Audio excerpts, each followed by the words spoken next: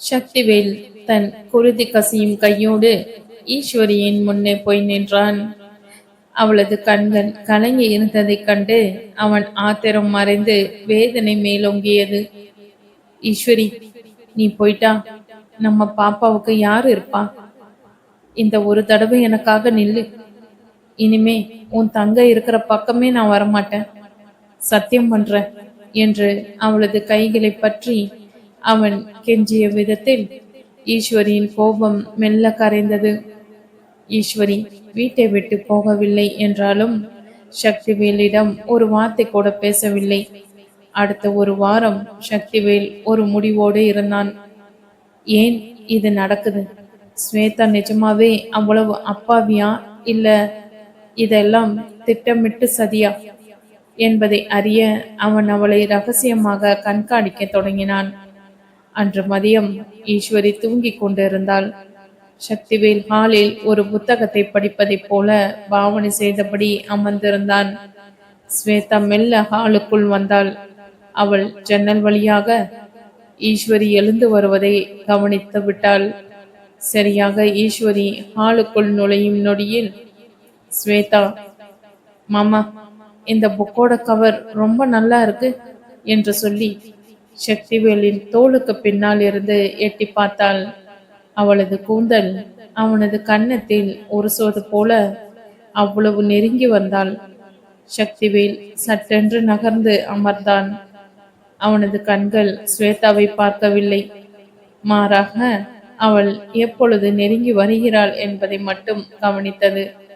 ஈஸ்வரி வர டைமுக்கு இவன் நெருங்குகிறதுக்கும் கரெக்டா மேட்ச் ஆகுதே என்று அவனது மூளை கணக்கு போட்டது.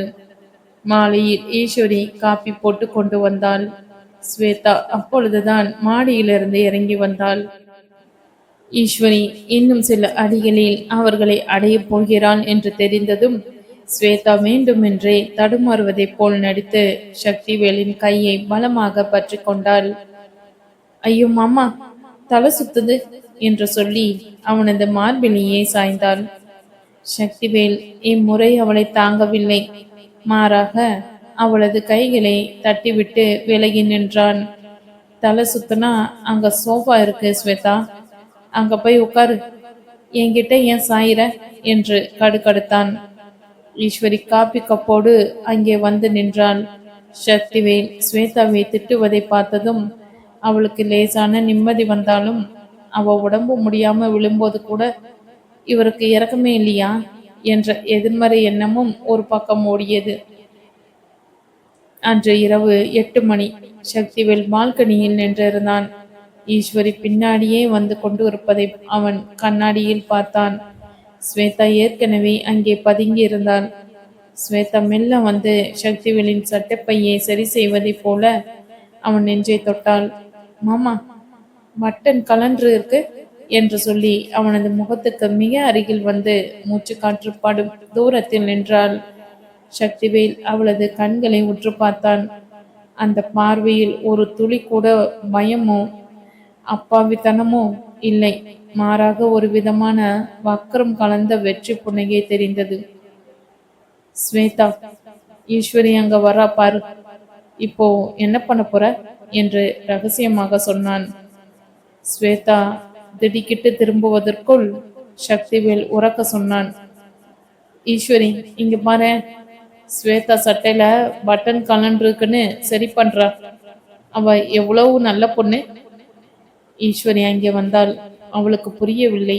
ஆனால் சக்திவேல் இப்பொழுது தெளிவாக ஒரு விஷயத்தை கவனித்தான். ஸ்வேதாவின் முகம் ஒரு நொடி ஏமாற்றத்தில் கருத்து போனது. அவள் வேண்டுமென்றே ஈஸ்வரியை ஆத்திரப்படுத்தவே இதையெல்லாம் செய்கிறாள் என்பது சக்திவேலுக்கு 100% உறுதியானது. சக்திவேல் இப்பொழுது ஒரு இக்கட்டான சூழலில் இருந்தான். ஸ்வேதாவின் நோக்கம் அவனுக்கு தெரிந்தாலும் அதை ஆதாரமில்லாமல் ஈஸ்வரியிடம் சொன்னால் அது மீண்டும் சண்டையில்தான் முடியும். பெங்களூரில் வளர்ந்த நாகரிகமான பெண் என் தங்கை, அவளை போய் இப்படி சந்தேகப்படுகிறீர்களே என்று ஈஸ்வரி அவனை தான் மீண்டும் குற்றவாளி கூண்டில் நிறுத்துவாள். எனவே ஸ்வேதாவிடமே நேரடியாக பேசி அவளை திருத்தவோ அல்லது எச்சரிக்கவோ சக்திவேல் முடிவு செய்தான். மறுநாள் மாலை ஈஸ்வரி தன் தோழியை பார்க்க சென்றிருந்த சமயம் சக்திவேல் ஸ்வேதாவிடம், ஸ்வேதா, ஒரு முக்கியமான விஷயம் பேசணும். பக்கத்துல இருக்கிற அந்த பூங்காவுக்கு வரியா என்று கேட்டான். ஸ்வேதாவின் முகத்தில் 1000 வாட்ஸ் பல்பு எரிந்தது போல ஒரு பிரகாசம்.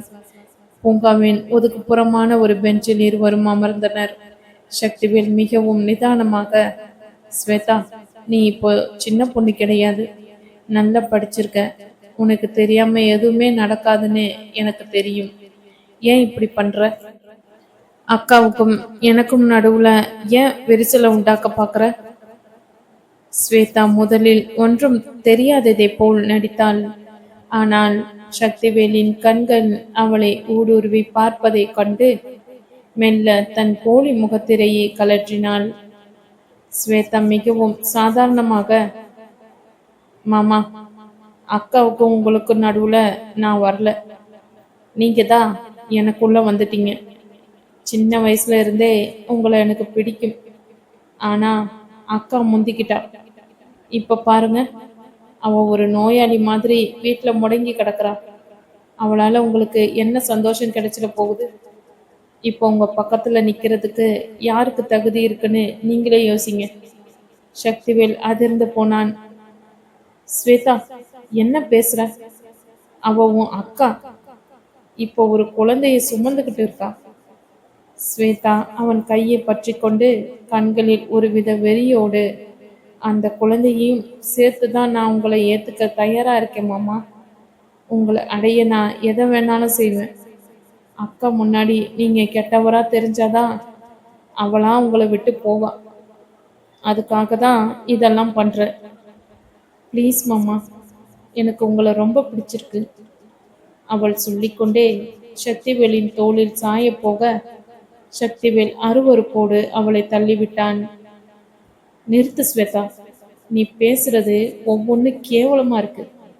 நீ என் தங்க மாதிரி. அந்த உறவுக்கு ஒரு மரியாதை கொடு. இனியாவது திருந்து. ஸ்வேதா ஏளனமாக சிரித்து, திருந்தவா? நான் திருந்த மாட்டேன் மாமா. நீங்க என் பக்கம் வர வரைக்கும் அக்கா கண்ணுல நீங்க ஒரு விலங்கு மாதிரியே தான் தெரிவீங்க. நான் அப்படி ஒரு மாயையா அவளுக்குள்ள உருவாக்கி வச்சிருக்கேன். நீங்க என்ன பண்ணாலும் அவ உங்களை நம்ப மாட்டா. வீட்டிற்கு திரும்பியதும் ஸ்வேதா மீண்டும் தன் அப்பாவி கோலத்தை மாட்டிக்கொண்டான். இரவு உணவு நேரத்தின் போது ஈஸ்வரிக்கும் சக்திவேலுக்கும் நடுவில் ஒரு இறுக்கம் இருந்தது. சக்திவேல் ஈஸ்வரிக்கு தண்ணீர் எடுத்து தரப்போனான். அப்பொழுது ஸ்வேதா குறுக்கே வந்து, மாமா, அக்காவுக்கு சாதாரண தண்ணி வேணாம், நான் சுடு தண்ணி வச்சிருக்கேன் என்று சொல்லி அந்த பாத்திரத்தை வாங்கும்போது வேண்டுமென்றே தன் விரல்களை சக்திவேலின் விரல்களோடு பிணைத்தாள். ஈஸ்வரி இதை கவனித்தாள்.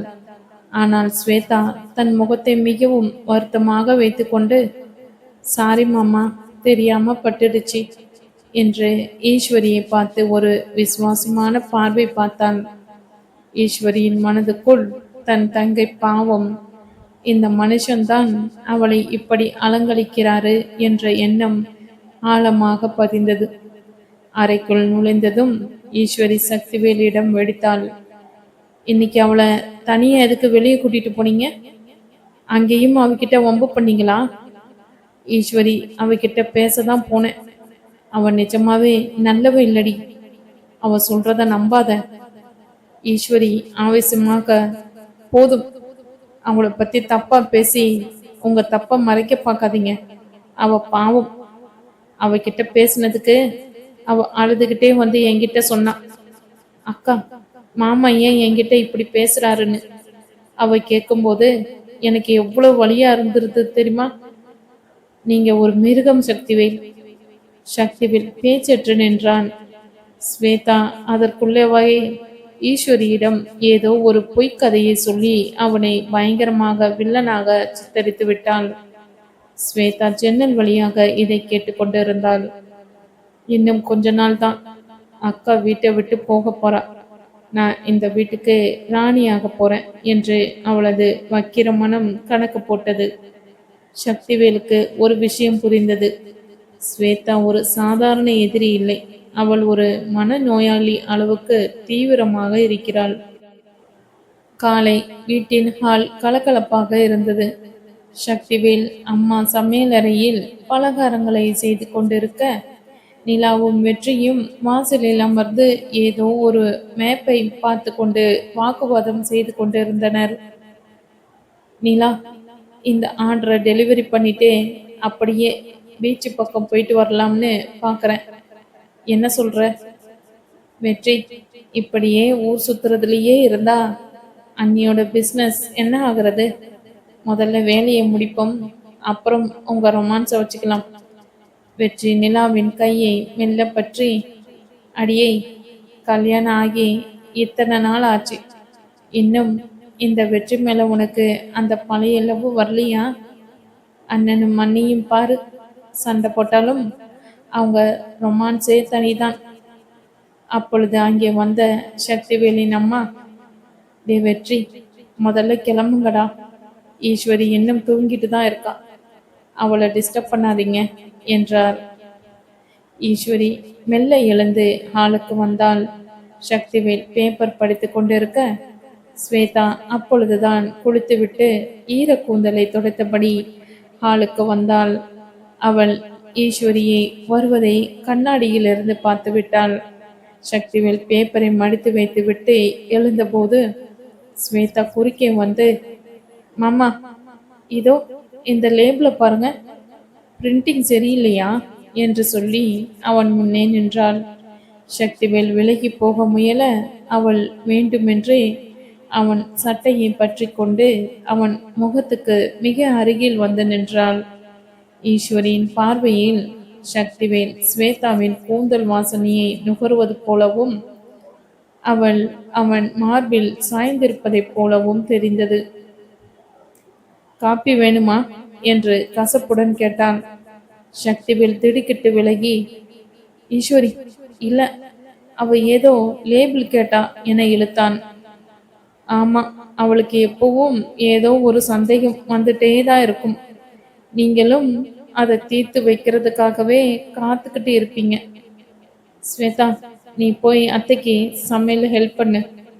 ஸ்வேதா உதட்டை பிதுக்கி கொண்டு, சரிக்கா, மாமாக்கு ஹெல்ப் பண்ணலான்னு பார்த்தேன் என்று சொல்லிவிட்டு உள்ளே சென்றாள்.